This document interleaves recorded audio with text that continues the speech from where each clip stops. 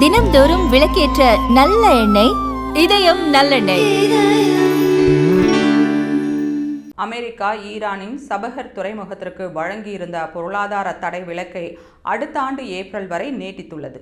ஈரானின் ஷாஹித் பெசஸ்தி முனையத்தை இயக்கி மேம்படுத்த இந்தியாவின் பொதுத்துறை நிறுவனம் இந்தியா போர்ட்ஸ் குளோபல் 2024 10 ஆண்டுகால ஒப்பந்தத்தில் கையெழுத்திட்டது. இந்த ஒப்பந்தத்தின் கீழ் இந்தியா துறைமுகத்தின் உட்கட்டமைப்பை மேம்படுத்தும் பணிகளில் முதலீடு செய்து வருகிறது. அமெரிக்கா விதித்திருந்த பொருளாதார தடைகளிலிருந்து இந்த துறைமுகம் விலக்கு பெறும் சலுகை சமீபத்தில் முடிவடைந்த நிலையில் இந்தியா அமெரிக்கா இடையிலான சமீபத்திய வர்த்தக பேச்சுவார்த்தையின் போது சபஹர் துறைமுகத்தின் பிராந்திய முக்கியத்துவத்தை இந்தியா வலியுறுத்தியது.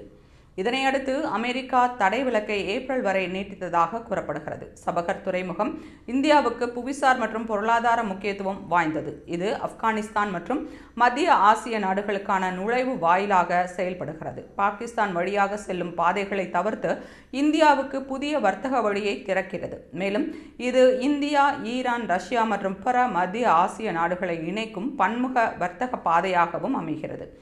ஆப்கானிஸ்தானுக்கு உணவுப் பொருட்கள், மருந்துகள் உள்ளிட்ட மனிதாபிமான உதவிகளை அனுப்புவதற்கும் இந்த துறைமுகம் முக்கிய வழியாகும்.